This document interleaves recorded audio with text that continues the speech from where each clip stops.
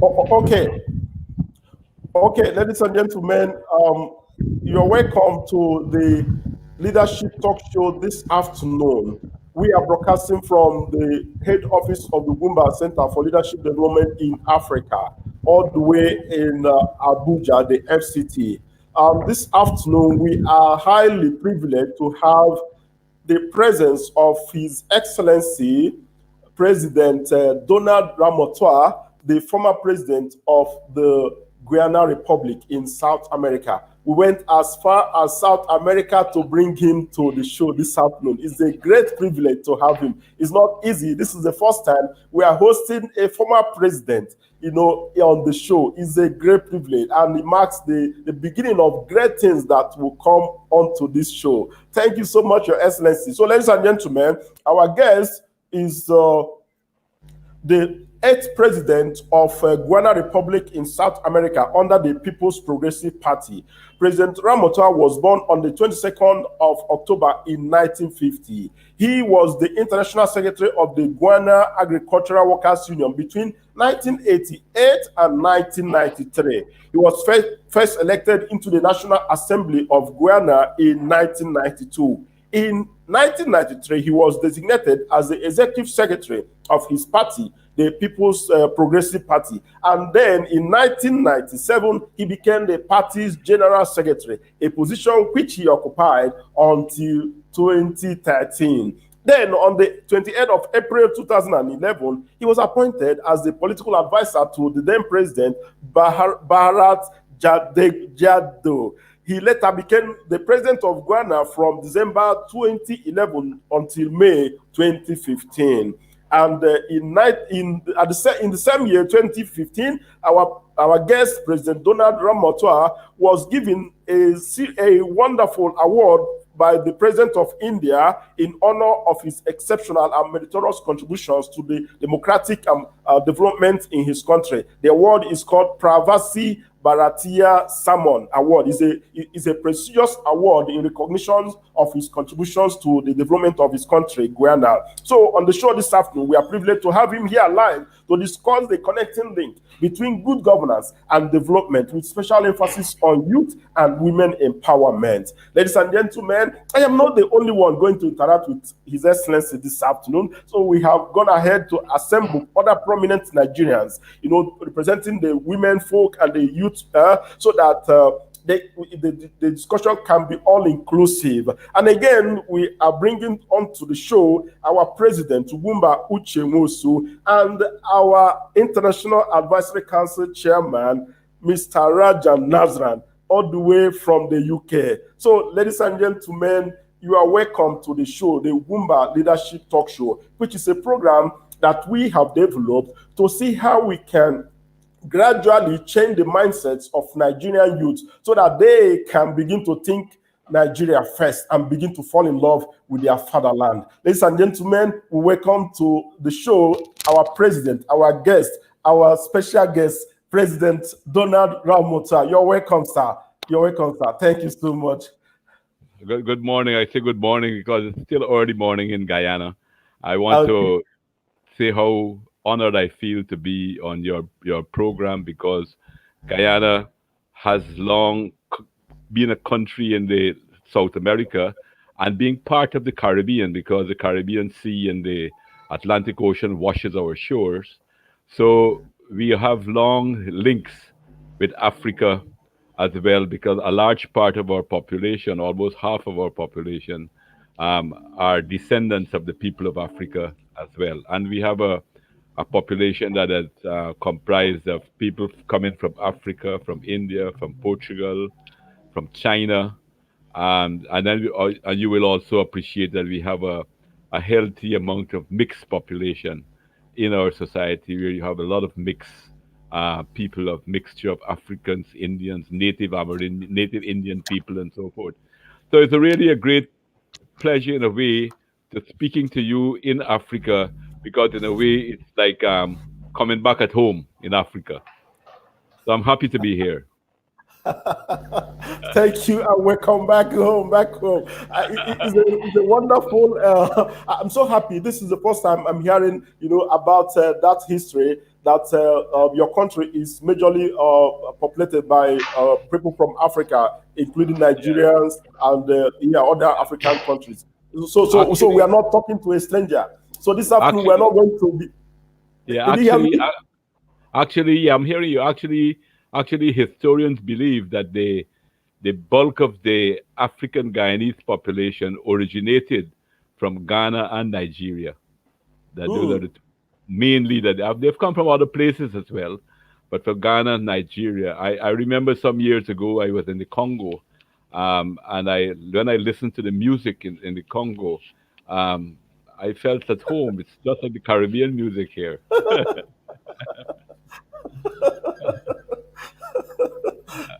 Apart from that, That's good. apart from that, I have been since I was quite young, I was following the political situation in Nigeria from time to time. Because I remember our part. I was still a child at that time, but I remember our party was one of the leading anti-colonial strugglers for freedom, and Dr. Cherry Jagan, who was the general secretary and leader of our party, he actually went to Ghana in 1957 for the independence celebration. And we were advocating, when I go through our own newspaper, I could see how much work we were doing and giving some solidarity to the people of Nigeria for their independence, which eventually came in 1960. So I am very happy to be making direct contact for the first time with the people of Nigeria. That's interesting. That's interesting. And we are so happy. On behalf of my president, Ugwumba Uchenwosu, sir, you are highly welcome and we are privileged to have you. Like I said before, this is the first time we are having a former president to accept to be on the show. This is wonderful. And for us, it's a great privilege and the honor. You're welcome, sir. So let's kick the ball rolling. Sir, you were the president of Guyana for 4 years. Yeah. What does good governance mean to you? Is there any connection between good governance and development? I believe that there is. I believe that there's a very strong connection between good governance and development as a whole. Sometimes it is not always immediately apparent, and you don't always necessarily see it. But you find as you, if you slip to more and more to undemocratic forms of government, after a while, it inevitably started to hit at your economy, at your social services, and so forth. And I believe also that when you start to have, if you do not have the proper involvement of the people using democratic means, then you also find that hitting at your social and economic life within your country. So I think that there's a really a strong connection with it. And what do I mean by good governance? I mean that finding ways and means um, to getting people to participate. And I know it's sometimes easier to say that, and when people are in government, they get quite busy and they get quite occupied. And it's not very difficult to get caught up in a lot of the bureaucratic paperwork and so forth that you have because it's always the volume is always great. So, but I think that we have, as administrators and leaders of your country, you have to resist that, and to constantly be close to the people. What we have did in Guyana when we were in government, we established within the parliamentary system some standing committees in which that they can relate not only to the members of parliament and to the opposition political parties, but they become open so that the public can go to these committees and make suggestions in different kind of area.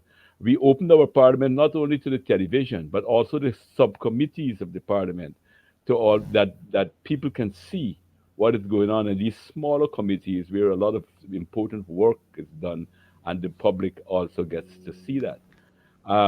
Apart from that, I think transparency is very important. I'm very proud of the fact that for the 3.5 years, 4 years that I was in government, that there is not a single question asked of our government in the National Assembly that was left unanswered.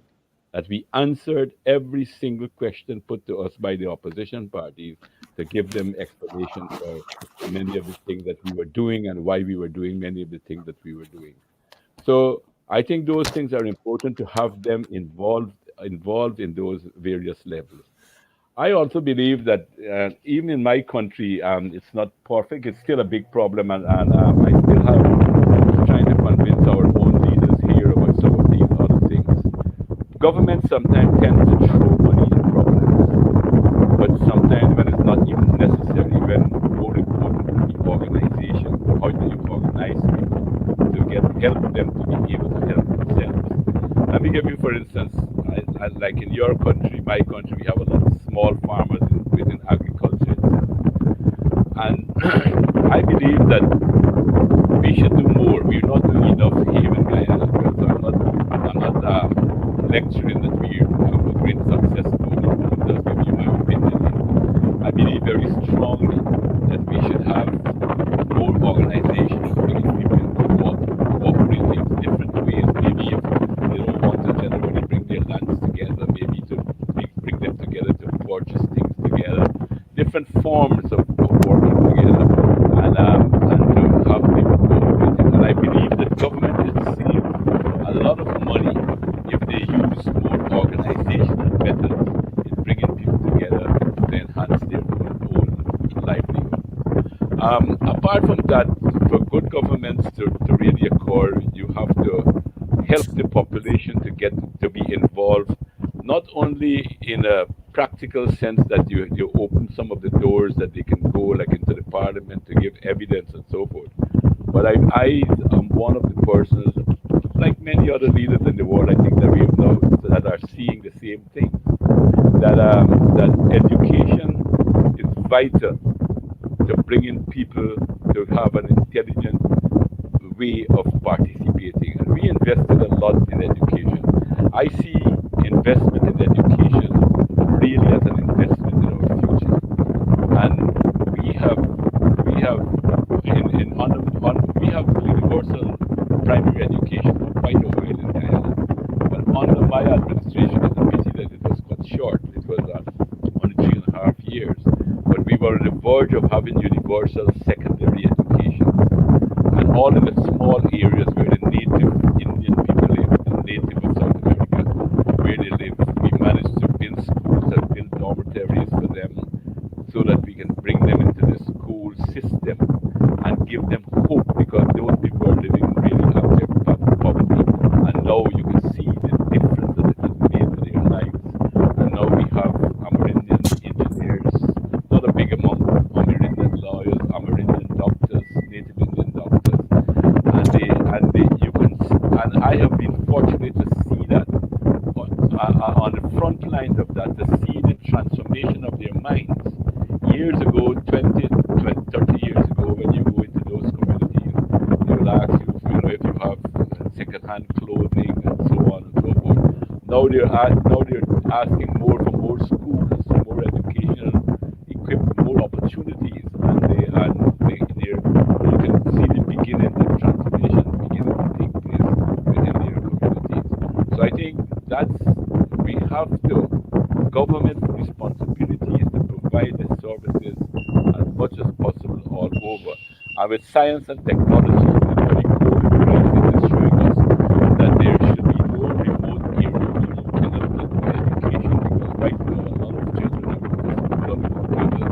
And if government can provide in those areas, villages, those facilities, I think it can help to connect people and empower them to be able to use popular terms that are being used today, to empower them to get involved, to be active within the social and political living of life. That is what I will say. Okay, Your Excellency, just hang on a little bit. Okay, we are experiencing some kind of noise from, I think, from your I side. think, I think the fun I had on here. It's quite hot here in Africa. Oh, sorry, sorry. Oh, good, good, good. Sorry, we're trying to resolve where the noise was coming from. Oh no. Okay, Yeah, okay, yeah. good, good, good. Yeah, I'm happy that we have got that now. So, sir, let me just take you on. I heard you talk about opposition. Now, do you think the opposition plays an important role in the democratic setup? Do you think opposition parties and people they play important roles in building a democratic system for a country? Uh, they're not one direct answer to that, to my mind. I think they do have, my own view is that they do have a very important role to play. Our party was in opposition for a long time too. We were in opposition since independence in 1960, just before independence in 1964, right on to 1992. And then when I came out of government, we were again in opposition for the last 5 years. We're back in government now. So and but then the role that we played in the opposition was to try to keep the government accountable, to try as far as possible to open the doors when they were trying to close the door, to try to expose corruption, to try to expose bad governance that was taking place, racial and political discrimination, and so on and so forth, and to try to bring that into the forefront, into people's attention. But now, having said that, I think the opposition had a very, very important role to play within the democratic system in keeping the executive accountable. I think that's probably the most important function, and to prevent them from sliding into undemocratic practices. Um, on the other, and of course, they can play an important role by making suggestions because our party, our party always had the position when we were in opposition, and of course, we were looking to win support in the masses as well, so that we don't only criticize the government. Whenever we criticize the government, we also offer what we think would be the solution and the way to go. And I think that helps to gain our support to show that we're thinking about these issues and that our plans are superior to that of of the government when we were in opposition. But there's also like in our state, we also have areas and experiences where the opposition don't always play the constructive role that is envisaged that they should play within a democratic society. Sometimes they try to deliberately foster artificial divisions. In our case, we have, as I told you, we were a very multi-ethnic, multicultural society, and they will try to foster issues that can create division in our people, try to lead to unnecessary clashes, racial clashes, and so forth in the society. And in your society, I think you have a problem with religious issues. Um, so I think I won't give you a carte blanche answer, yes, that they always play a good role. But what I'm saying that the democratic system is so designed that they can play a very important role in the development of their society. I think the main thing is for having patriotic people in the opposition who, even if they're not into the government, and you know when you're in politics, you want to get into the government. That's the purpose of being in politics. But at the same time, your love for country must be greater than your personal want for power, Hmm. and therefore that you could make suggestions so that the whole country can benefit. And I think in the final analysis, ordinary people see that, and you tend to gain support in some ways. So yes, the opposition can play a very important role, constructive role, but they can also play a pretty destructive role from time to time. Okay, okay, that's interesting. I'm happy that you have admitted that opposition can really play important roles in building the democracy of a nation. So let me continue with in that line. Now, can you share with us any particular experience where the voice of the opposition helped you in taking a critical decision for your country? Was there any particular scenario that you played out? Well, when I was president, it was a pretty unique uh, time. It was the first time in the history of our country where we had what we'll call a minority government. That we won the elections, the presidential elections, we had the majority, but we had a minority in the parliament. So in my case, the opposition was not very cooperative. I myself bent over backwards to try to involve them. For instance, I'll give you an example. We wanted to build a big hydropower station in our country that would have cheapened the electricity considerably for the masses of consuming, the domestic masses consuming, but it would also be an important infrastructure to help in the industrialization of the country. And we have a lot of development here in Ghana, and we need to create more jobs. And I think that was probably one of the most important projects in the whole question of job creation, creating the good infrastructure where a lot of our products could be um, could be processed, agricultural process, our metals. For instance, we produce gold, but we export raw gold. We don't even refine them here.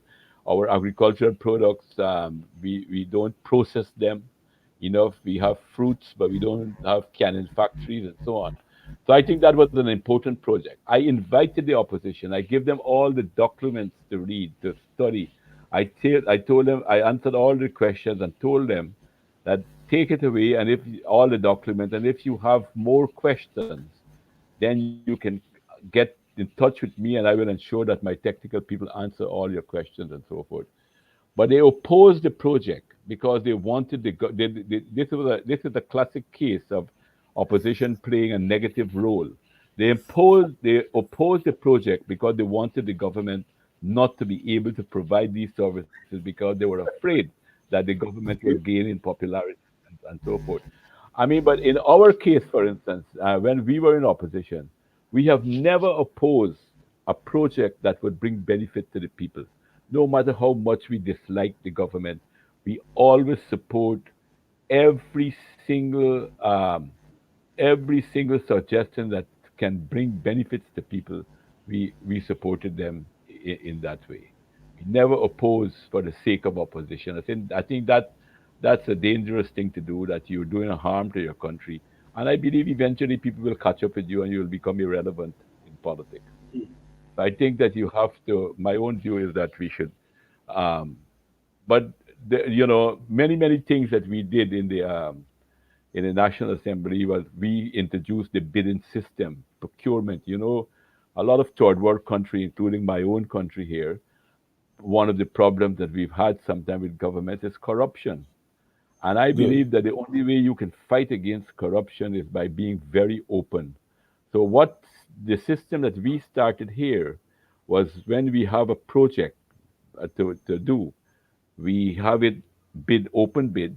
Sometimes we go to selective tender if it's sometime it's a very very big project like building like the hydropower. We look around the world to see who are the companies that can build this thing, and then we selected tender. There were 5 or 6 companies, but a lot of time we went to public open tender, and then when that is public, and then when people put in their tender, when we open in the tender, the press is invited to the opening of the tender, and it is announced which all the tenders and who got the lowest bid and what. And when we're going to award the contract, we award the contracts inviting the press as well, so that the people will know if you don't give it the job to the lowest tender, at least you have to have an explanation, a reasonable explanation to the people, because everybody is knowing now, and about why you didn't give it to the necessarily the lowest tender if you didn't do that. And secondly, so when it's awarded, it is also announced. And I think that went a far way in building confidence and cleaning up the image of corruption that plagues government in many of our third world countries in particular. I know that there's probably more corruption in the developed world, but it's probably better hidden than in the third world area. Oh, this is getting more interesting. This is really getting more interesting. I'm surprised that as a sitting president, you were able to open your doors to the opposition to come and discuss your projects. It's really, I don't know, it's really interesting to know that. Is that what you did? Exactly. Yeah, exactly. And not only did I do that, but I also give them documents that were commercially sensitive, and I asked them to take that into consideration. That we're negotiating with this company, and this is not necessarily we're still in the process of negotiating. It's a bit sensitive, but in the case of showing them that I had nothing to hide, that I'm not trying to hide anything, I gave them all of these materials. And there's some of them they still sometimes that don't guarantee that they will support your project, but at least they can't accuse you of anything afterward when you've done all of these things. Very good, very good. That is remarkable. That is remarkable, and I am sure that Nigerian leaders watching you live this afternoon, or that will watch this video later, will learn from this. This is highly remarkable, and we commend you for that. A singular act while you were president. Mr. Rajan, do you have anything to say before I invite over the Youth Assembly of Nigerian National Speaker? He's waiting, and if you have anything to say, let's hear it. If you want to ask the president, or if you want to make a comment before I bring in the National Speaker of the Assembly. We hear Rajan all the time, so let's hear your people. Okay. I am at the pure mercy of the president, so it's entirely up to you. But I would add, I think what His Excellency has achieved should be seen as a social custodian for change, not just in the Caribbean, but also for markets internationally, including that of Nigeria, because he did open up his arms towards the opposition, and he showcased what politics should be. It shouldn't be synonymous with a dirty sport. He actually showcased that with good governance, with good integrity, with good intention, everything is possible. But obviously, over to yourself. Okay, so at this juncture, Your Excellency, I'll take permission from you to invite the National Speaker of the Youth Assembly of Nigeria. He is Right Honorable Shaibu Sani. He is the leader of the Youth Assembly of Nigeria, and he controls over how many million Nigerian youths? Shaibu, are you there with me? Right, Honorable Speaker, are you there with me? Yeah, I'm with you. So can you tell us how many youths of Nigeria are under your leadership?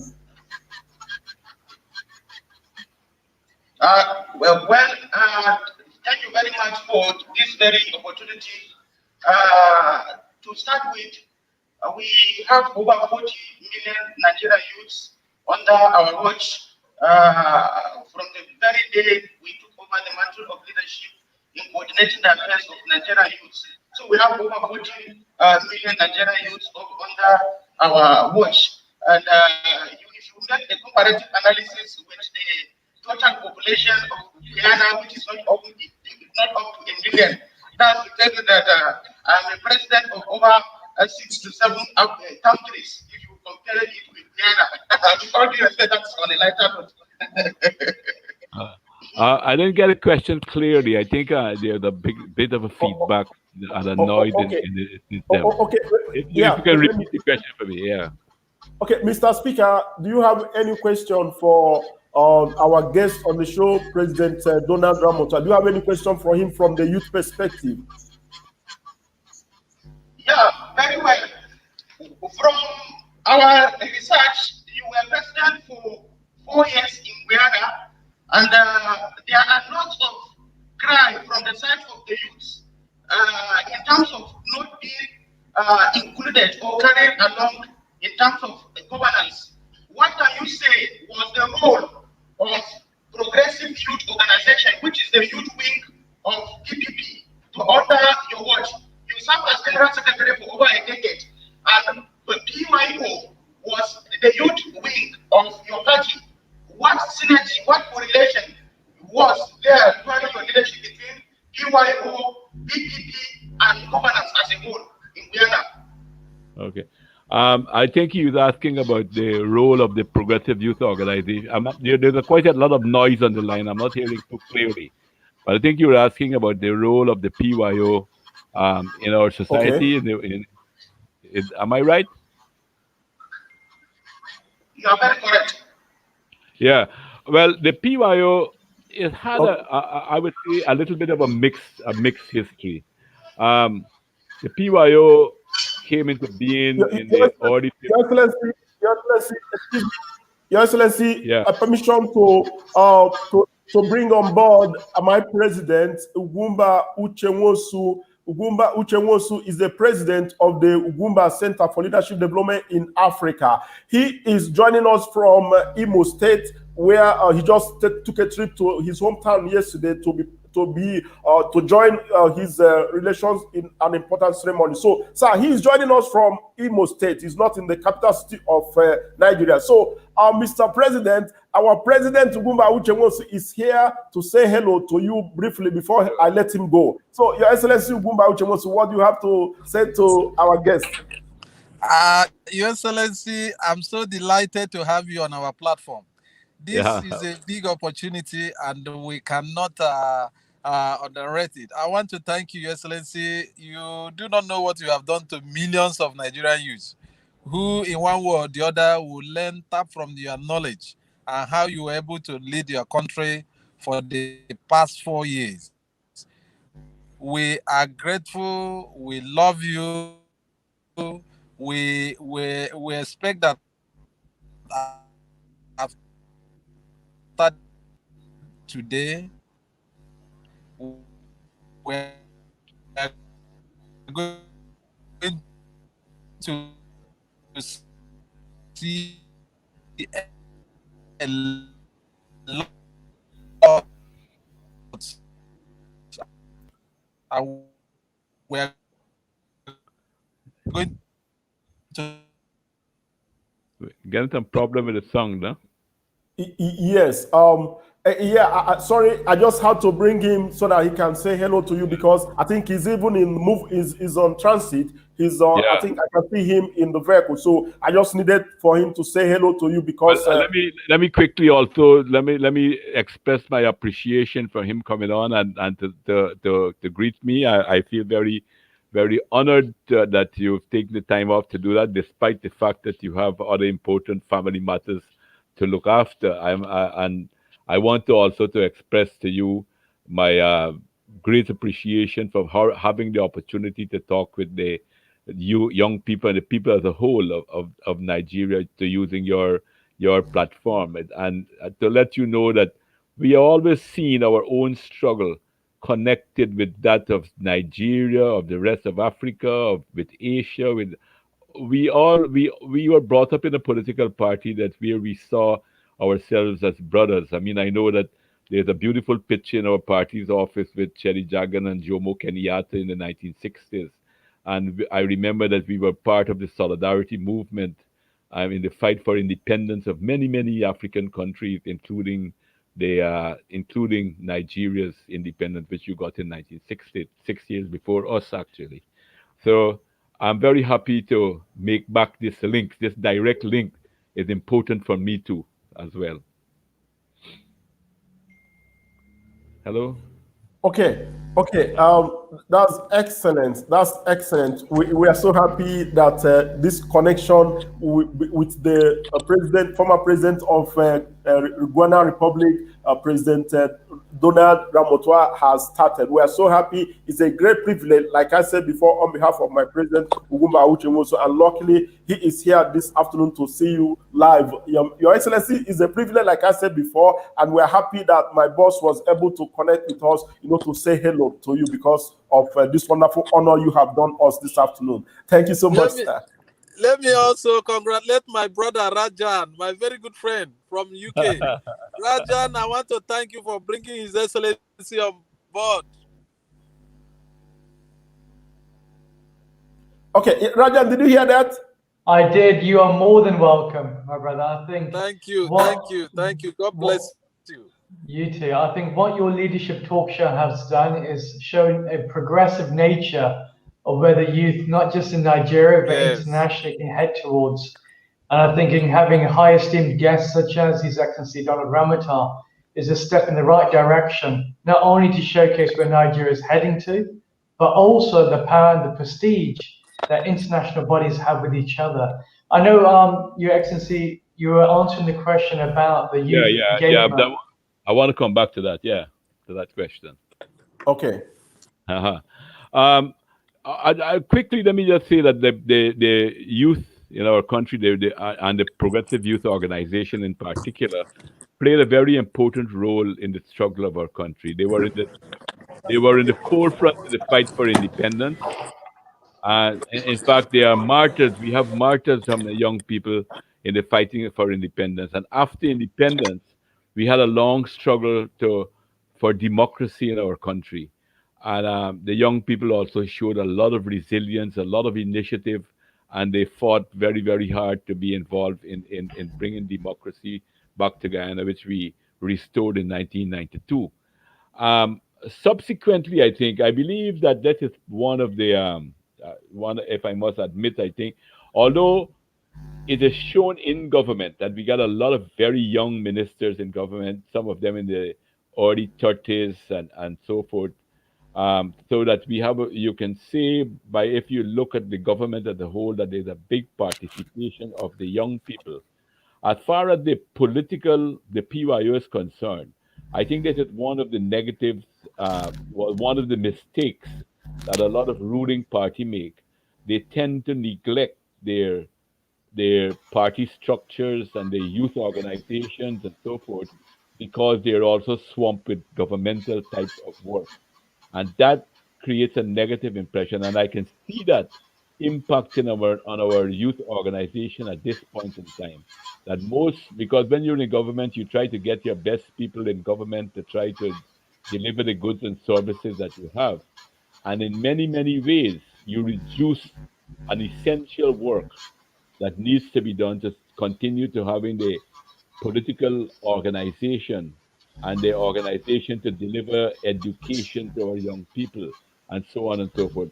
So yes, the PYO has played a big role, but I think we have to pay more attention to allow it to develop and grow and play an even stronger role within the democratic process.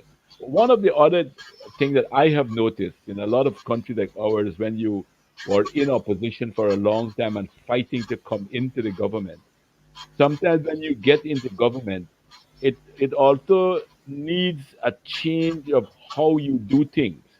And many people go into the government trying to use some of the same methods that they had in the opposition, and sometimes that can cause some problems. So I think we have to find. I don't think I have a formula that I can lay out to you to say this is the way to go. But what I would say is that we guard against neglecting our political structure on the ground, and to continue not only to depend on radio and television to talk to the people on the ground, but there's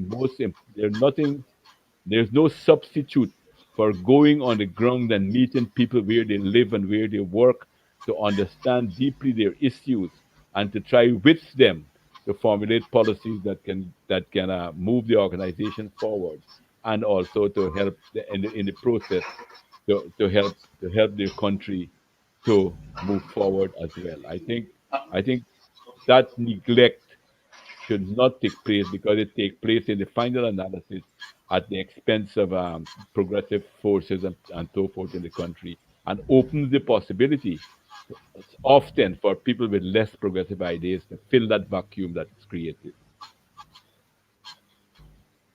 Okay.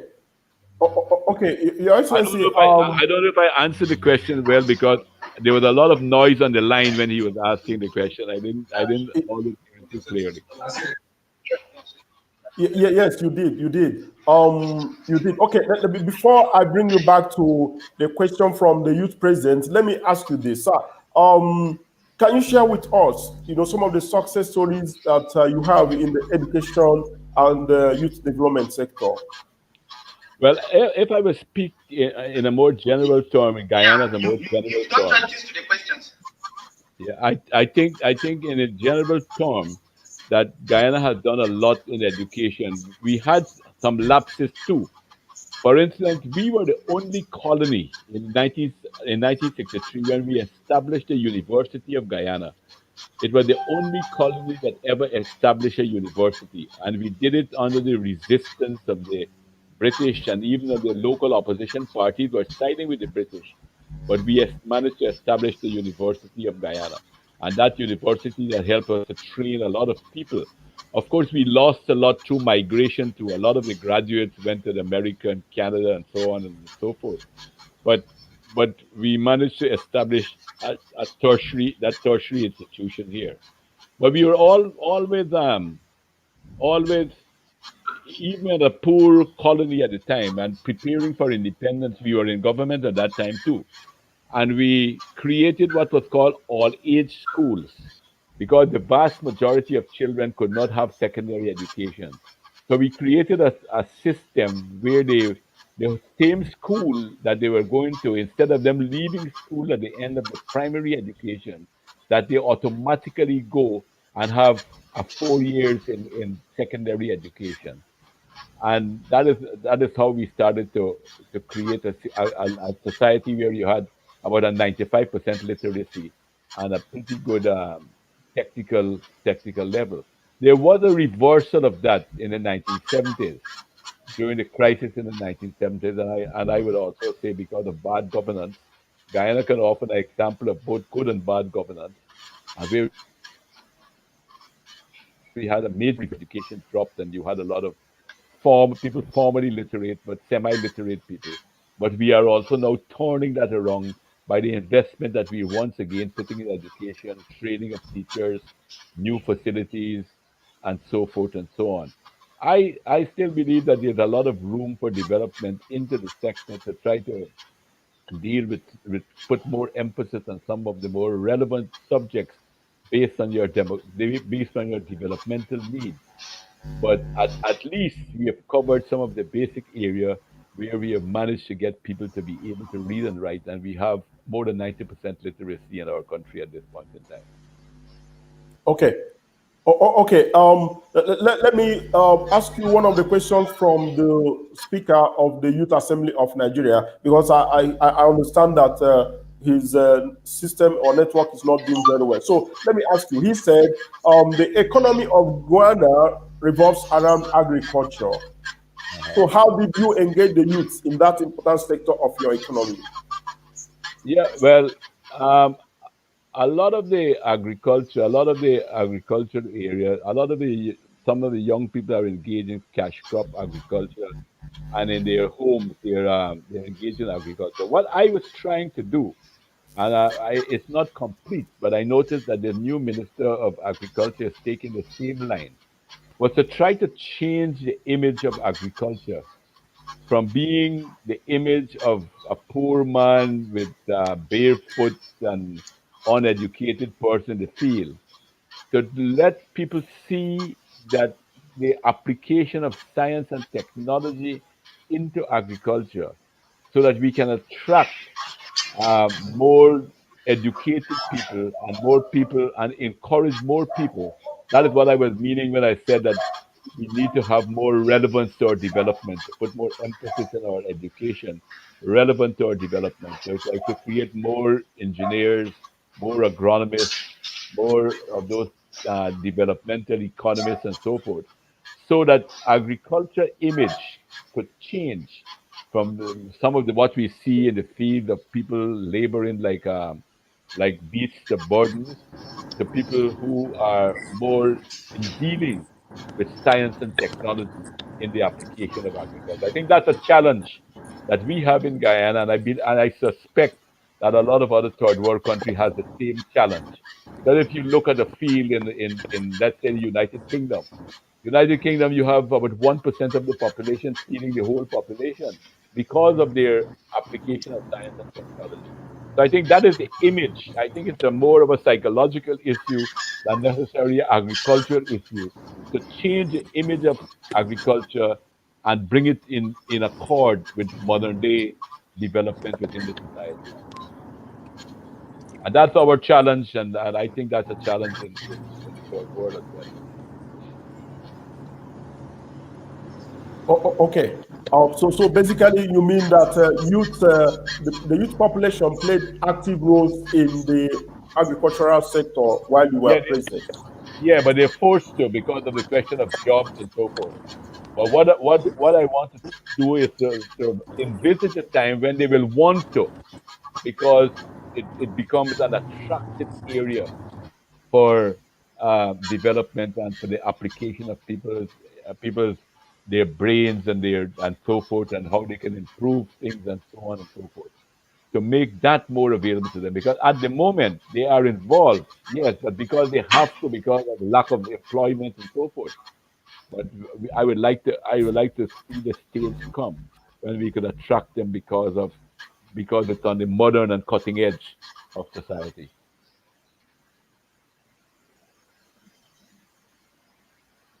You got that? Hello? Okay. Okay. I don't know if hello, sir. I don't know if this question is okay for you, but let me bring it across and see what you are going to say. Can you hear me? I'm hearing you. Okay. Now, let me bring up this issue and see what you're going to say. Now, in the country, Nigeria, our own country, we have vast land, vast arable land for agriculture, and the government is also doing very well in terms of access to incentives and finance, to encourage young people's participation in agriculture. And but in the midst of all of this, the youth unemployment keeps rising. The government is doing its best to see how to encourage young people embrace this sector. But every day we hear that the unemployment statistics are still up. They are still high up there. So what advice do you have for the young people and the government in this kind of situation? Well, I think that what we have to do is make agriculture a complex. For instance, in our case, we produce sugar, but for the last 300 or 400 years, we have been producing raw sugar, and it goes to Europe to be refined. I think that we have to change how we view a lot of our industries. Or rice, for instance, we produce a lot of rice in our country, but we don't produce like instant rice where the housewife can come and just throw some rice and some boiling water and got food to eat and so forth. So I think we have to link agriculture and industry. Or for instance, we have fruits, mangoes, for instance, and when it's mangoes in seasons, you eat mangoes until you get sick of eating mangoes. And then when it's out of season, you don't have any. So I think we have to have factories to transform our agricultural products into different kinds of products. In sugarcane, for instance, there's so much that can be done with sugarcane, from the raw sugar to refining to making alcohol, raw alcohol, industrial alcohol, to make rum, to do all of these things, to put in cars, ethanol. You could take the bagasse and you could make it into furniture, compress it into kind of a wood and make furniture, generate electricity with them, and so on. There's so many things you could do. So I think now we have to stop seeing agriculture as a one crop, just producing the crop. But how do you link it so that you don't only have partial employment about 6 months of the year and then you have unemployment for the other 6 months? When you're out of crop, you are in the processing sector, and therefore you can have employment throughout the year. And the jobs could be attractive because they're industrial jobs, which offer possibilities of the people themselves.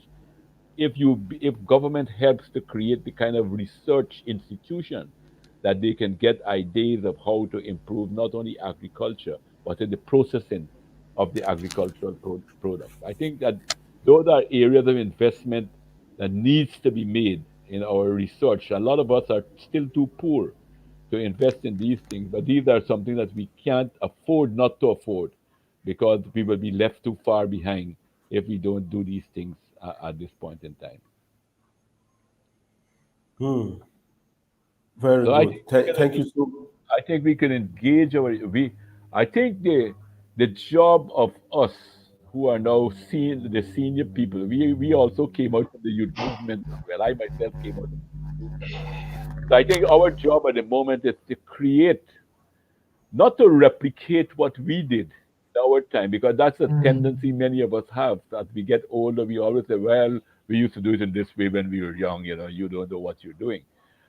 But I think what we have to do is, in the new conditions that exist, to paint a vision that young people could either see as being realistic, attractive, that they can follow, and something that they can also be able to modify and to add to, and to be involved in the development. Because like, sometimes we forget, we know that we were young people, and sometimes we think we know it all.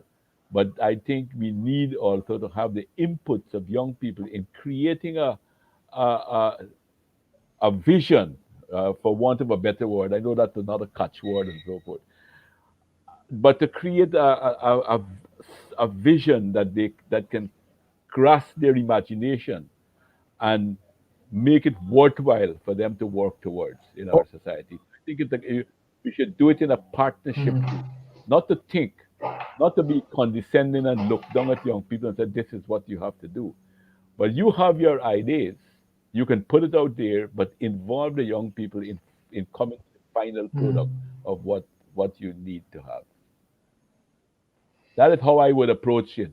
And I know Nigeria is a huge country with a huge population, the largest population in Africa. And your problem would be far more than the problem that we have in our smaller country here. But I think it's what's important is the principle of what we do and how we apply it to Great. move forward. Absolutely. And I think too, in addition to that, Remy, I think what His Excellency has spoken about is value addition within the agriculture sector. And there's no harm in having PPPs, public-private partnerships, Yeah, yeah. where you are working alongside the larger institutions out there. So therefore, you're getting youth engagement, not just in terms of crop growing, but also having a look at the entire value chain there. And crops, Okay. as His Excellency said, is much more than just maize. It is having a look at everything else in that value addition that can become a breadbasket for the whole of Africa. And there's no reason why Nigeria can't take that place, let alone be a breadbasket for potentially even Europe. I believe also, if I may say this, um, if I look at the Chinese experience, I think there's a lot of the Chinese experience that we can learn from. If you imagine 40 years ago, 45 years ago, China was a very poor in their own agriculture and in everything else, and look where it is today, how it has moved. I think it's how they applied the best practices internationally and give it the content that they want to give it. For instance, they use the form, something that we condemn, and rightfully so. We condemn the multinational corporations of being exploiting and bloodsuckers and so forth.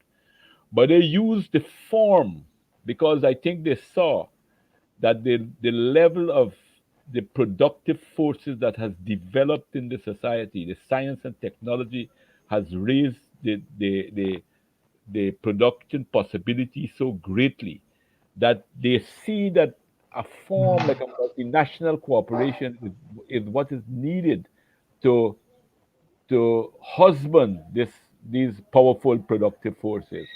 So they give it their own content. They didn't do it like the same Western type of multinational corporation that comes into your country, robs you, and then disappears. They give it a more people's content, but the form is the same in organizing the productive forces. And I think I think their experience needs to be studied. And if you look at what is happening in Vietnam now, you can see Vietnam is adopting a lot of the same kind of system that China had adopted and has made a success with. I know that the West is very much trying to criticize China's particularly involvement in Africa, but they were in Africa for 500 years and did nothing for Africa. The Chinese are there now only for a short while and trying.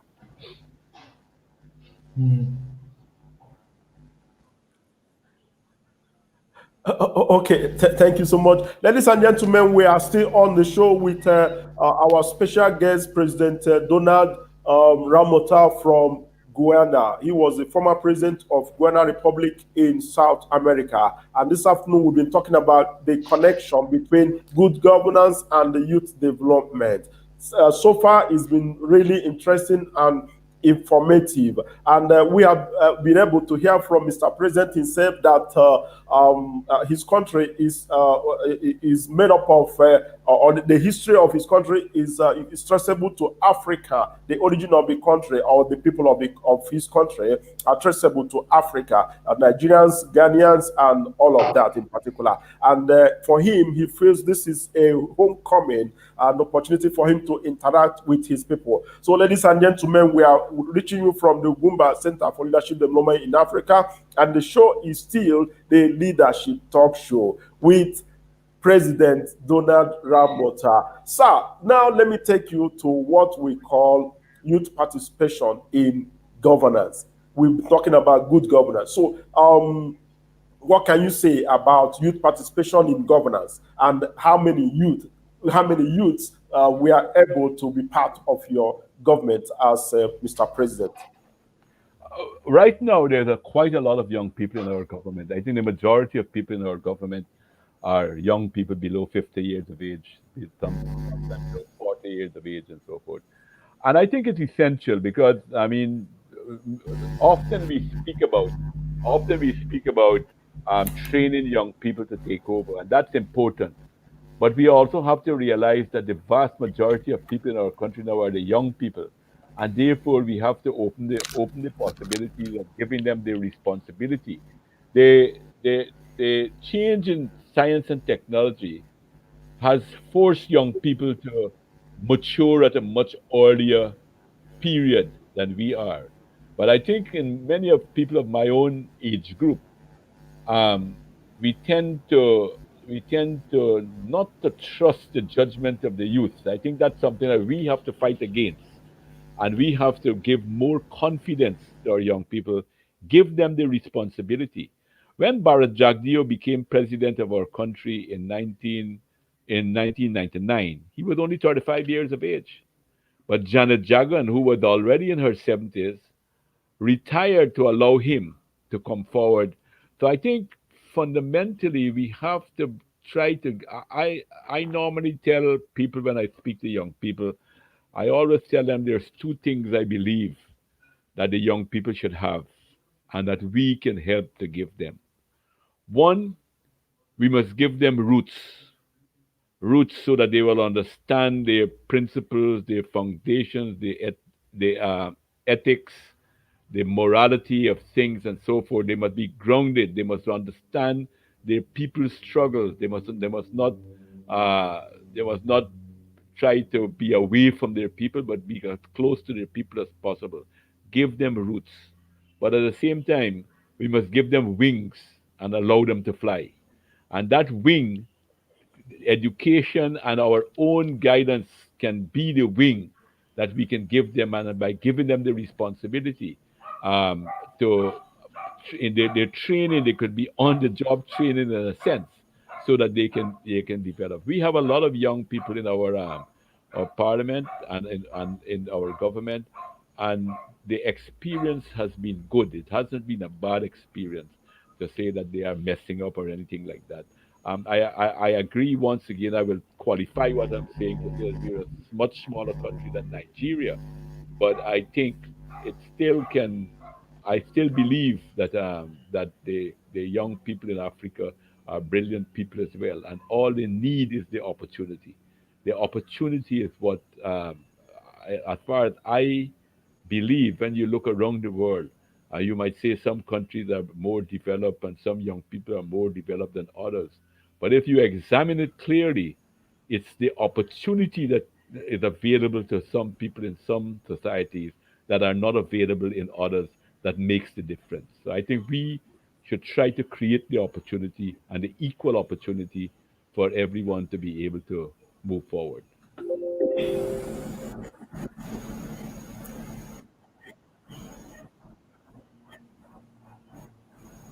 I don't know, you got that? Hello? Am I still on? I can hear you here. Okay, okay.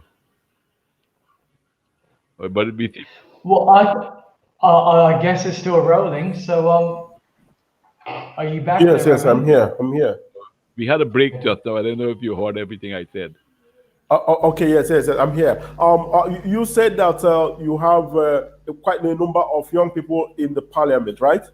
And in the government too, in the cabinet as well. Yeah. And in the cabinet. Good. That's interesting to know. Here in the country, the government just passed last year. They passed what is called "Not Too Young to Run" bill.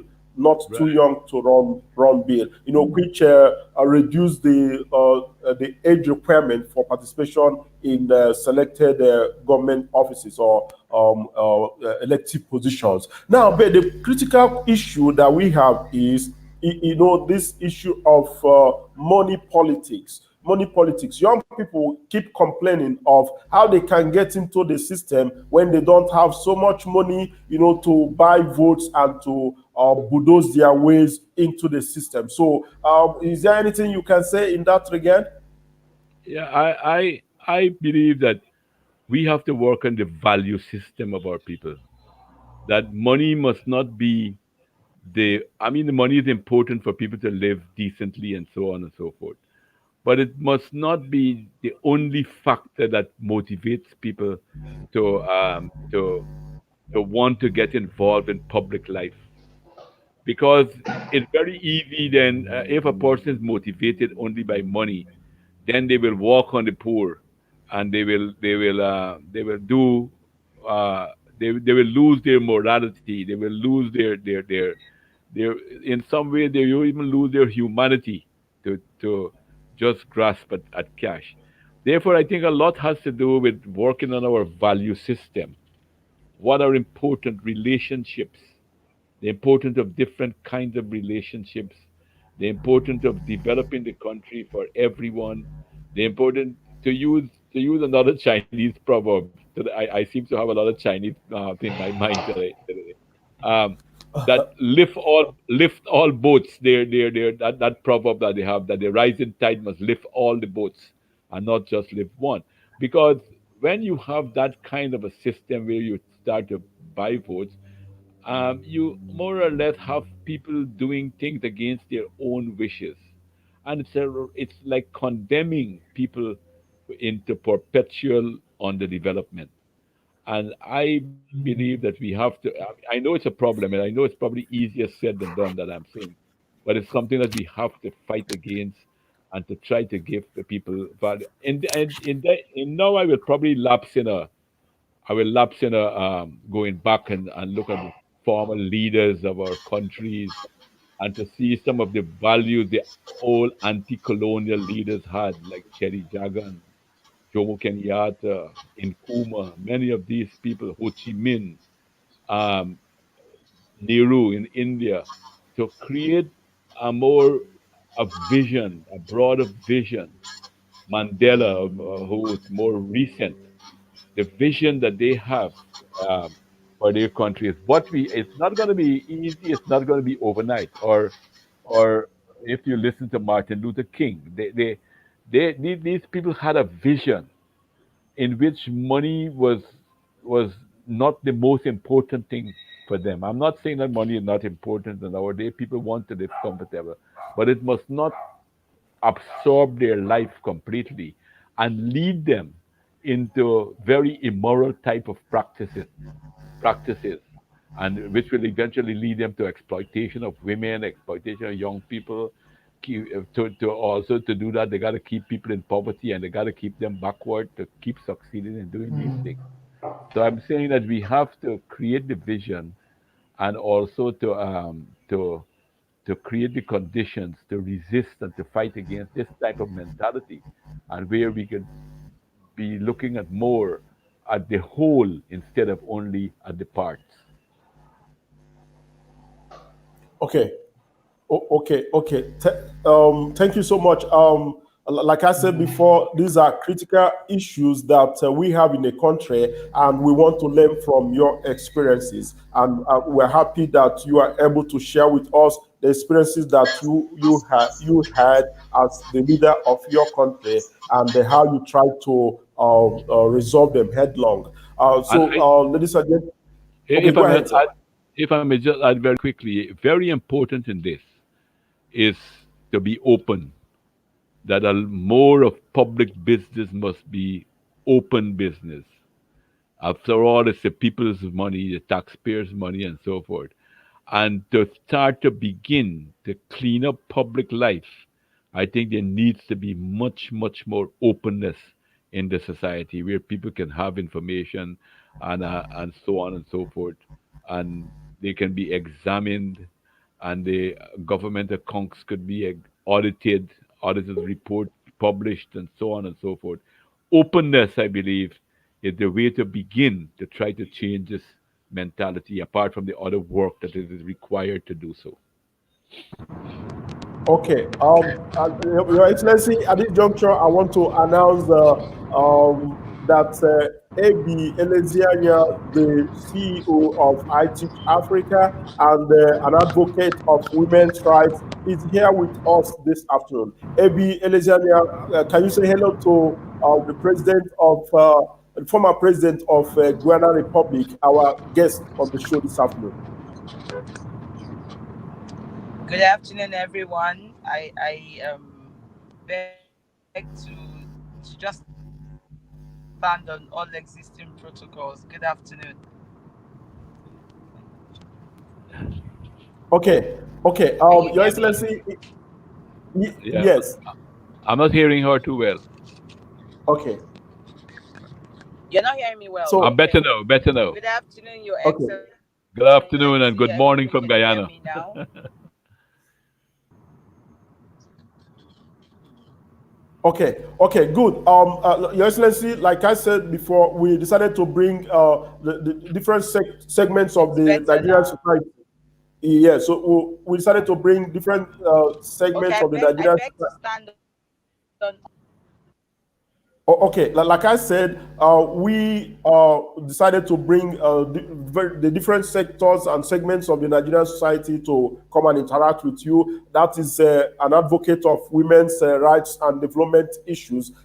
That's why we decided to arrange for her to come on the show and maybe ask you a few questions from the women's perspective. And the national speaker of Youth Assembly of Nigeria is still there standing by, but I think I've not kept him steady because of the issues he has with network and the noise that is coming from his end. That's why I keep bringing him on and off. So, Your Excellency, it's a privilege, like I said before, to have you on the show. The women, I'm sure that AB Elejania will have one or two questions to ask you from the angle of women. So, AB, are you ready to take His Excellency on with a few questions from the women's perspective?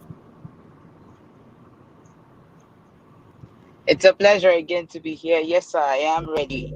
I was very excited when I saw the topic of discussion, and I often asked myself, why are we as women in politics classified under the vulnerable? We're classified as in the same class with other maybe people going through disability and all that. And this is because if you look at the numbers and the figures that are available, even in my own country here in Nigeria, Your Excellency, you would see that there is a very low turnout of voters, both in appointed positions and nominated positions for women. I'd like to find out what the narratives are for Africa and how we're trying to change this.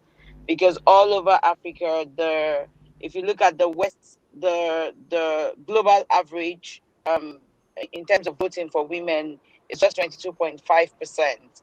And if you look at the African regional average, which is supposed to be 23.4%, Africa is only at an average of 15% for women being voted in both to elective position and both to appointments.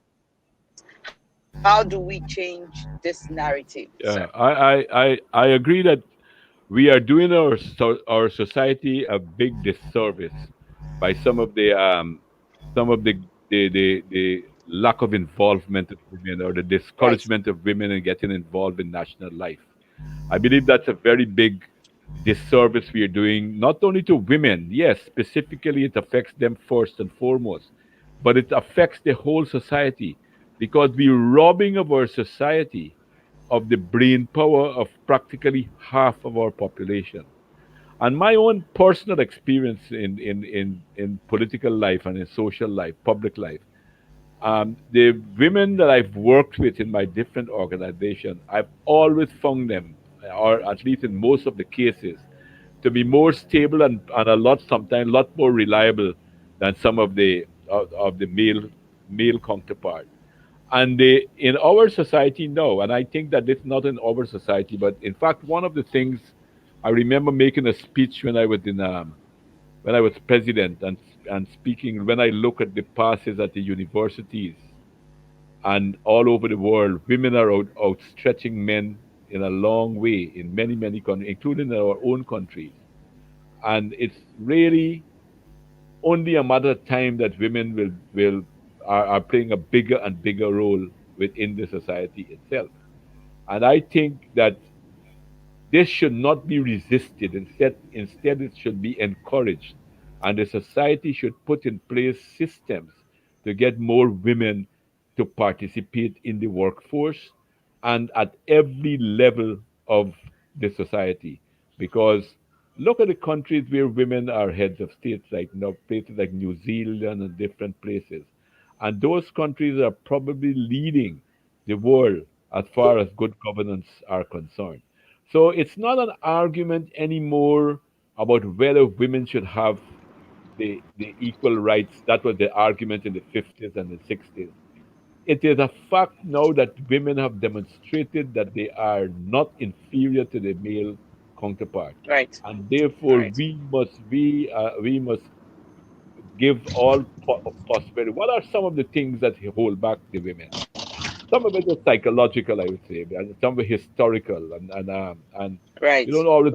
I know that the women sometimes tend to go overboard and blame the men for everything, but we can't blame us for everything either, because I think a lot of it has come from historical how society developed historically.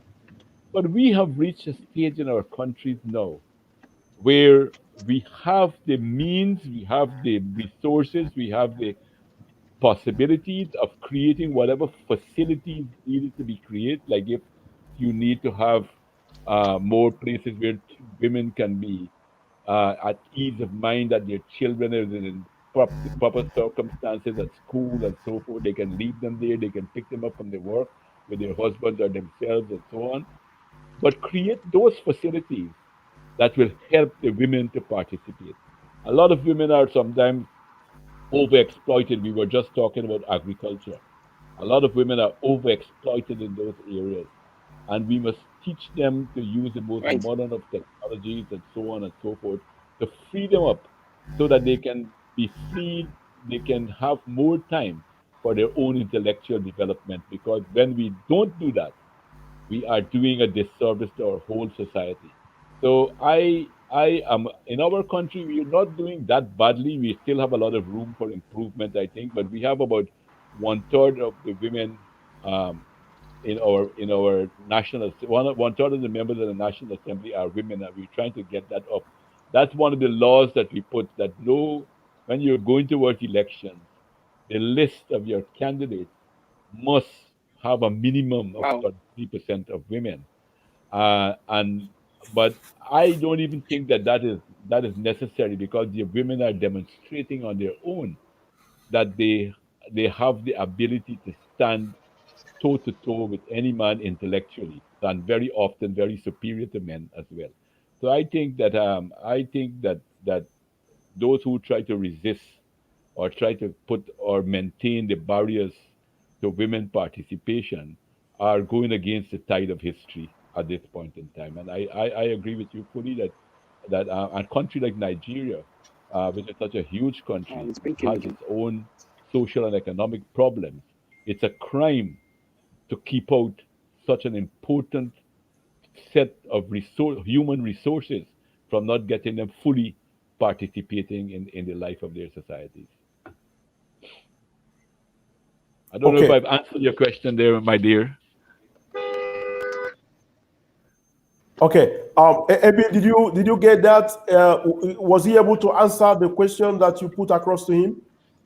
I was a bit lost for a bit of the conversation, but I do agree that it's a patriarchal system that has caused this imbalance in our politics in Africa.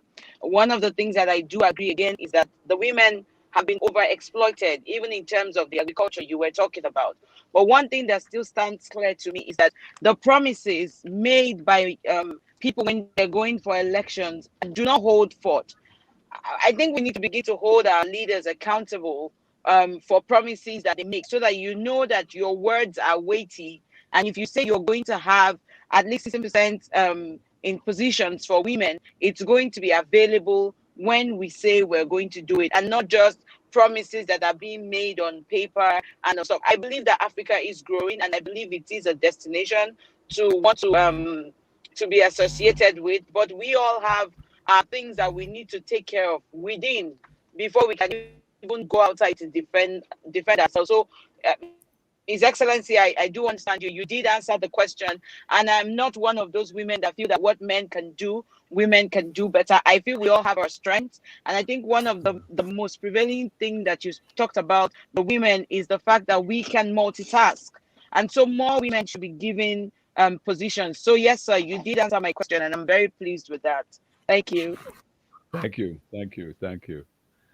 Okay, Your Excellency, thank you so much. I think a lot of lessons are being taken away from your discussion with us this afternoon. You were able to bear your minds and very open to us. I like what you said. You said the system has to be open so that even the opposition and the people will be able to understand where you're going and what activities and programs the government is implementing for the nation. This is remarkable and also a big lesson for our people here in the country and in other nations of Africa. We're so grateful, for your time on the show this afternoon. It's really worthwhile, and I'm sure that everyone listening to us this afternoon is happy for the time that they have spent with you. Ladies and gentlemen, we are still on the show, the Ugwumba Leadership Talk Show. We are broadcasting from the Ugwumba Center for Leadership Development in Africa, from our head office in Abuja, the FCT. Mr. Speaker, I think we can bring you on board now to hear what you have to say before we allow Mr. President to have some rest. Mr. Speaker, do you have anything to say before?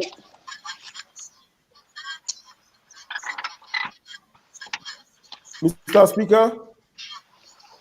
Yes, let me commend the former president of Guyana for taking out his time to educate us extensively on leadership, on governance, and the need for us to emulate from his own style of leadership. However, before I let you go, I want to know the position of sports development, particularly football development in Guyana. When you served as the president of that country for 4 years, youth and sports, you can't take it away from them. Sports really contribute greatly to the economic growth of a nation, and youths are the ones that take the center stage when it comes to sports. And I don't know what is the position of sports development in Guyana as at the time you left in 2015. I think you're asking about the position with sports in Guyana. Yeah, Guyana is the biggest sports in Guyana. The biggest area of the sport in Guyana is cricket. We love our cricket. So, And we have produced a lot of world class cricketers over the years, over the centuries. Some of the most exciting cricketers in the world are West Indian cricketers, not only Guyanese but from the Caribbean as a whole. We produce the best cricketer ever produced came from Barbados, a little island in the Caribbean Sea, Sir Garfield Sobers. So we're more in cricket, but we're branching out more and more. Jamaica is now a world power in sports and in athletics. The Hussein Bolt and many others that have come from Jamaica. Jamaica has become a leading country in the Caribbean with sport. Trinidad, even little Grenada with just over 100,000 people. They have an Olympic champion.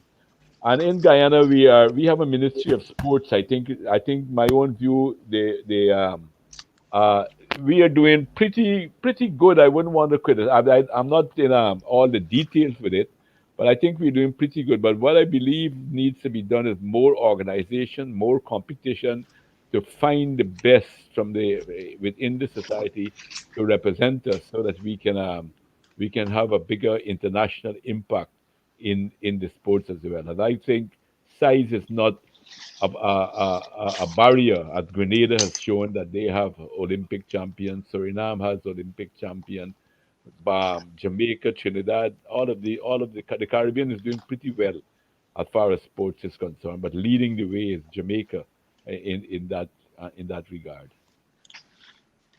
Okay. Mr. Speaker, are you okay? Do you have anything to say before I bring up my question, the final question for Mr. President?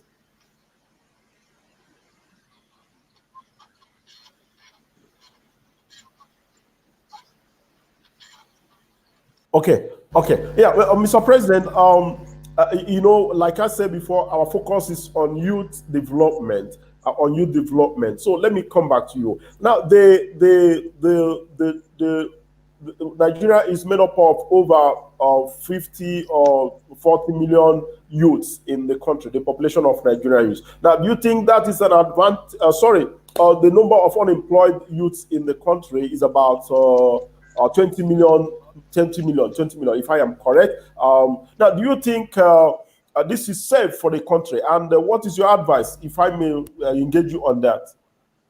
No, it's certainly not safe. I don't think, because I think it has been proven that there's a direct connection between unemployment and crimes within societies, every society in the world. So therefore, if you have that large amount of unemployed people, then I think it's a major problem that we have to try to deal with. I was making a point that eluded me when I was answering the young lady's question on the women's issue. I was making the point that I remembered one time I had given a speech at a women's conference, that they invited me to speak about issues on the women's issue. And I told them, I believe that in many parts of the world, that women have made tremendous strides, and they are breaking through barriers, and it's only a matter of time that they will break all the barriers and achieve complete equality with men. But I was pointing out to another danger that exists, and that is a certain kind of neglect of our young men. If you look at the men, the people dropping out of schools, a lot of people dropping out of schools, the vast majority are young men. And young men dropping out of school is far, far more dangerous than women, because even though it's a tragedy with a lot of women when they don't get a full education that they can help themselves, men, on the other hand, tend to turn more to crimes than women, and to destructive type of activities. So I think it's a very, very serious issue. I don't think there's a simple answer or a simple formula that I could give you to solve the problem. But I think that we have to, not just to create jobs, but we have to create meaningful jobs that people will find that they can have some expression in their lives with.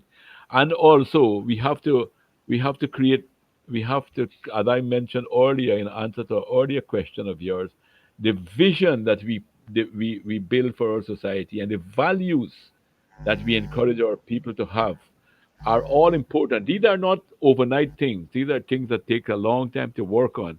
But I think that we have to work on it dedicatedly, in a consistent way, and not once in a while. It has to be an everyday thing. And there's where organizations become very important. Youth organizations, um, women's organizations. How do we have these kind of organizations to be able to capture the dissatisfaction and the real problems on the ground, and together with people to try to work out the way forward. But I believe a lot of it has to do with, one, creating jobs that are meaningful, and secondly, to looking at the value system that we have within our society. Okay. Thank you so much. So, and then let me throw this again to you. You know, at the Ugwumba Leadership Center, we have a job creation program that we call the Ugwumba Enterprise Challenge. And we developed this project, you know, by applying a model that enables young people to challenge themselves before they can have access to our support, our grants. Can you hear me, sir? Yes, I'm hearing you clearly. Oh, okay, I'm good. Yeah. Okay, good. So I'm trying to let you know that there's a model that we have designed to be able to see how we can create jobs for the young population in this country, and to see how we can, contribute to the economic development of the country. And we call it Ugwumba Enterprise Challenge, now, which is an idea pitching and grant competition. You know, we believe that young people have enormous talents and potentials, and that if you challenge their creativity and analytical skills, they can do better. So we came up with that model, and it's been really working out for us. So I want to know if because in the political system, or what we are used to in this country is, the government doling out money to youth in terms, and they call it youth empowerment. Where they give out money to young people, bring them together, and give them money to go and invest. Without necessarily equipping them with skills and the right, mindsets and all of that. So this is the model that we have developed to be able to, to change the status quo. So I want you to maybe look at that model that we have designed. Like I said before, we bring young people together, as many as they are. We bring them together and then select the ones that have the best ideas, that are scalable and also feasible, before we can support them with our funding. So what I'm saying is this a model that can work? Can the government Yeah, I think it's a very important model. I agree with you completely. I think it can work, and I think you should probably try to expand it. A lot of the problems with people I have is like access to credits and so forth. And once they have a good idea, but as you rightly mentioned, that there needs to be some level of verification of what they have, and guidance to them to help them. I think you're on the right track. Generally, the training that you're providing, the building the entrepreneurship of the people, and also providing resources so that they can start to develop themselves, to become self-sustainable, and hopefully many of those can grow into bigger things within the society and to create employment and so. So I think it needs. I agree it has been proven to work in many other parts of the world, and all I believe that needs to be done is not to create the impression that it is easy to get money and for young people to want to just raid the system, but to have verification, and to have force them to be accountable, and to verify that they're using this money in the best way for the people. Okay, great. So you mean that if the government at all levels in the country can adopt this model, a lot will change in the youth employment sector. Is it what you mean? Yes, I am fully with you, and I'm fully in agreement with you. I think they should adopt it. In our country, as I said, our country is much smaller than yours. So the size of the problem that you have will be far bigger. But these are some of the things that we have been doing in order to help young people to be able to express themselves in a creative, meaningful way, and at the same time to allow them to earn money, to earn a living, and for them to see the value of their labor, and that they can live well with honest labor, for that matter. And it had been paying dividends. Many people have been starting small. We're a country with a lot of natural resources, making of furniture, making using our own resources to do some very beautiful things.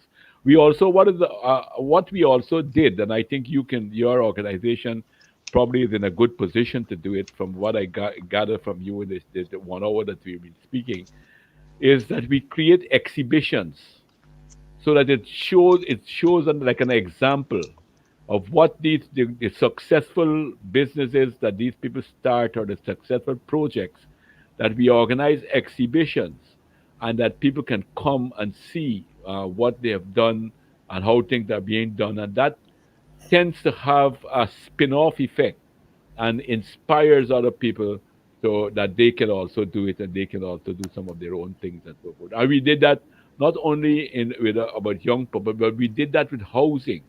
People who want to invest in housing, how they can build, how you can cheapen the houses for poor people who build very good houses, the quality and so on, and some of these areas. And I believe that when we went into the interior where people used to be living very badly and used the same materials like the clay to make the bricks and the build decent housing. And I think that is catching on all over the place, and it serves as an example for people to work on. Okay, Your Excellency, this is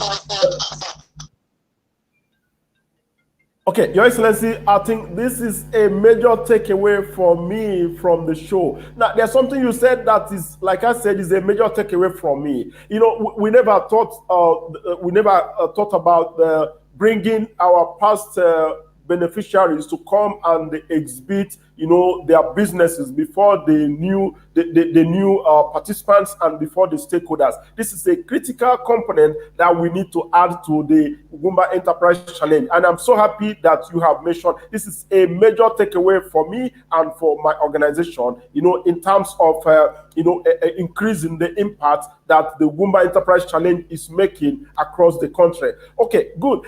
Let me also take you on this, sir.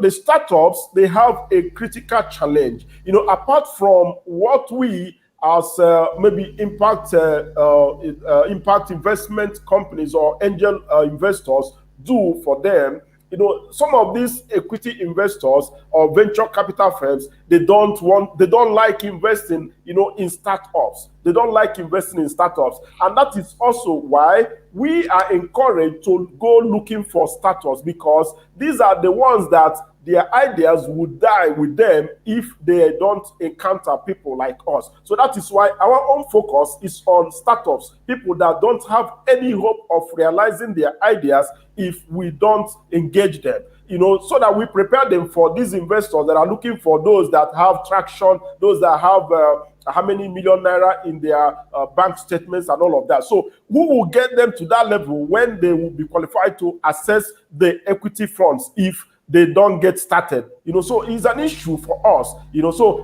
what can you say, what advice do you have for the equity investors or interest or other impact investment companies that abound in the country and in Africa? Because at that critical stage, the startups need support to grow to the extent that they can now begin to talk about the traction, the level of business, and the account balances and all of that. So what do you have to say in this scenario, sir?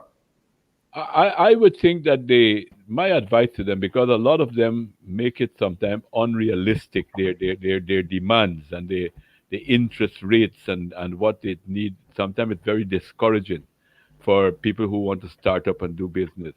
But and they do that, you understand that they do that because they feel that they're taking a big risk.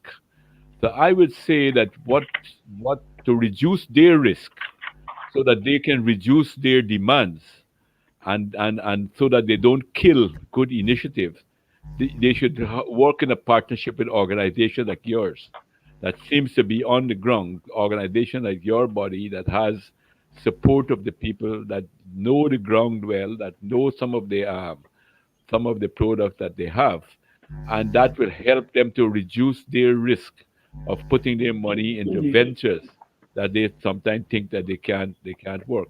So I don't think that they should come in on their own, because otherwise than that it might be they might kill initiative, because a very good initiative, their demands and their takeaway is too big, and the people never get off the ground. They feel that they're another kind of a colonial situation. They're working for somebody else.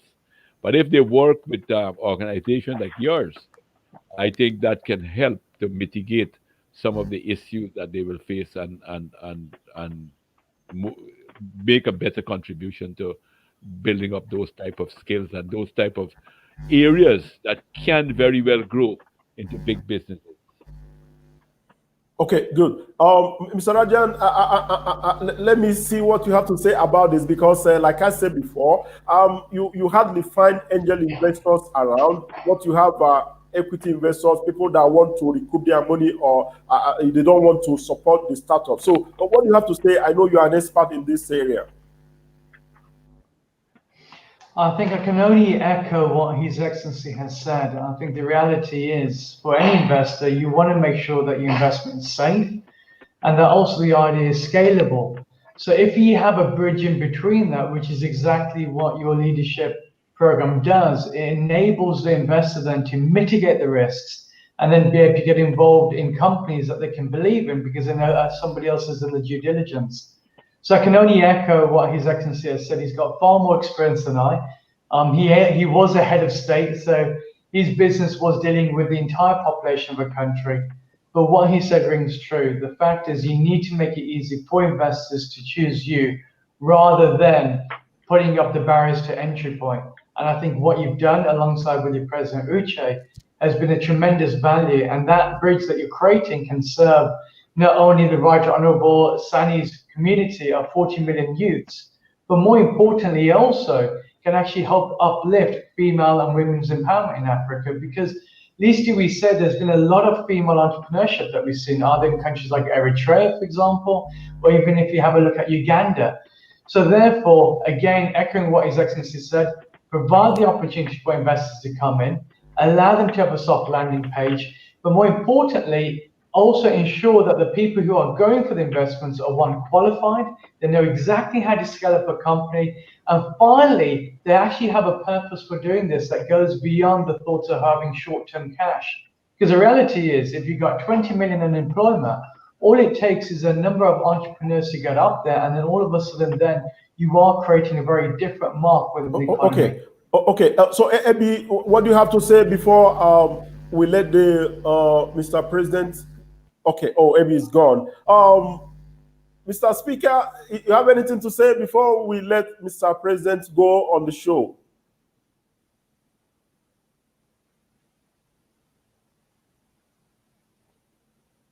Oh, okay. It appears he can hear us. So, ladies and gentlemen, I'm so excited.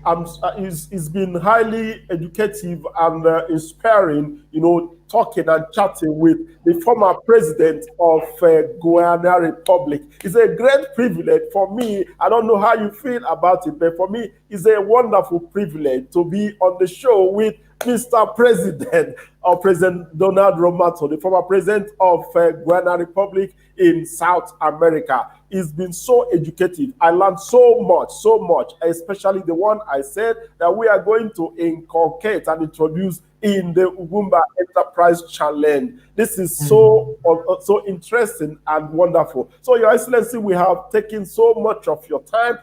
It's early morning in Guyana Republic, and it's a pity that we kept you this far or this long. So, Your Excellency, finally, what is your last word for Nigerian youths listening to this conversation from around the world? What is your final word before we let you go, sir?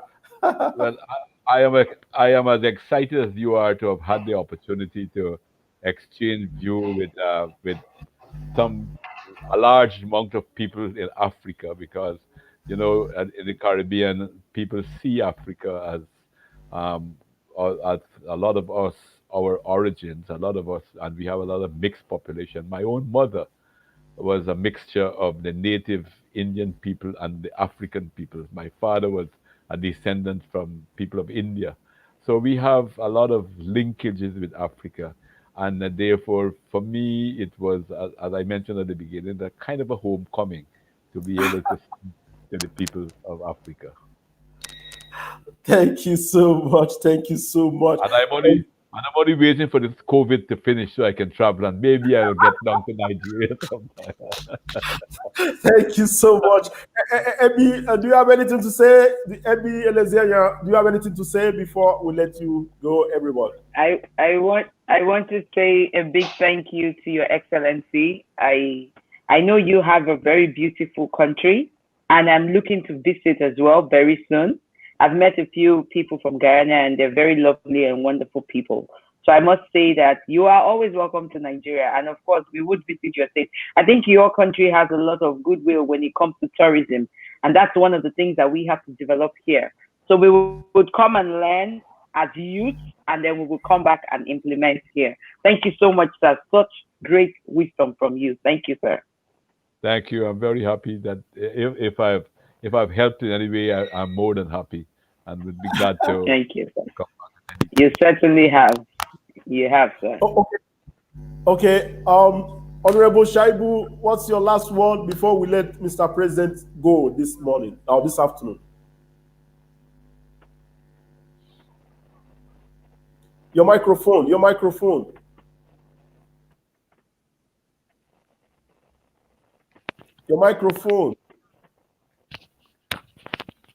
We can't hear you.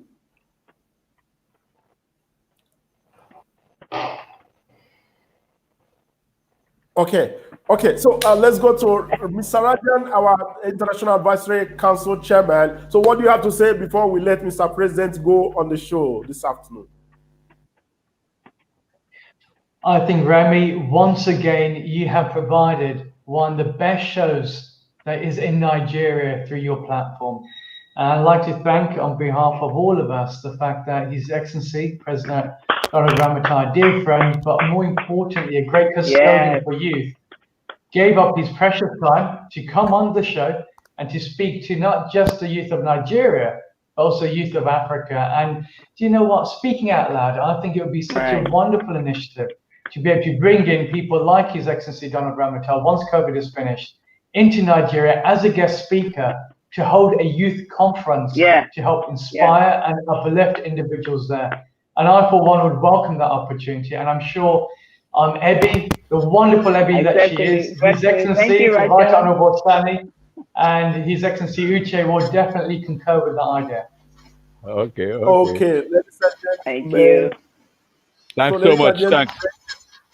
Yes, ladies and gentlemen, on behalf of my boss, Ugwumba Uchewosu, the president and founder of the Ugwumba Center for Leadership Development in Africa, we want to appreciate Mr. President Donald Ramotar, the former president of Guyana Republic. Sir, it's been a wonderful pleasure and privilege to have you on the show this afternoon. We are so excited, so excited that Nigerians we are privileged to watch and listen to you, speak to them, and also learn from your words of as Mr. President and as a public servant in your country. It's a rare privilege, and we are so grateful. Thank you so much. Ladies and gentlemen, this is where we draw the curtain for today.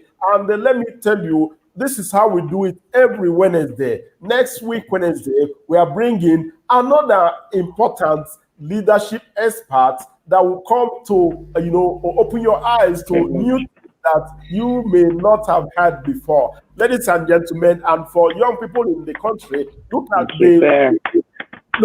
this link scrolling.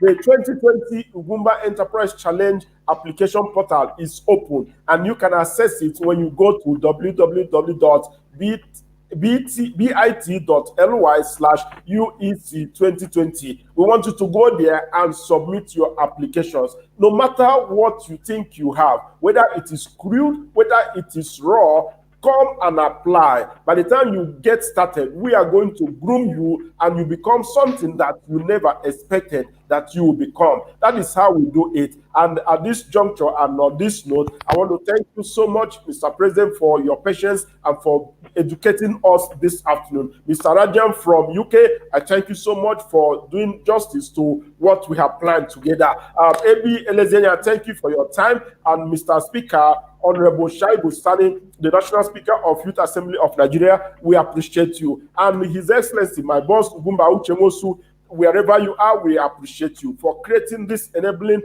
environment and opportunity for us to interact with a wonderful man that is making history around the world, President Donald Ramotar, the former president of Guyana Republic. Thank you so much. At this juncture, we want to declare this event closed this afternoon.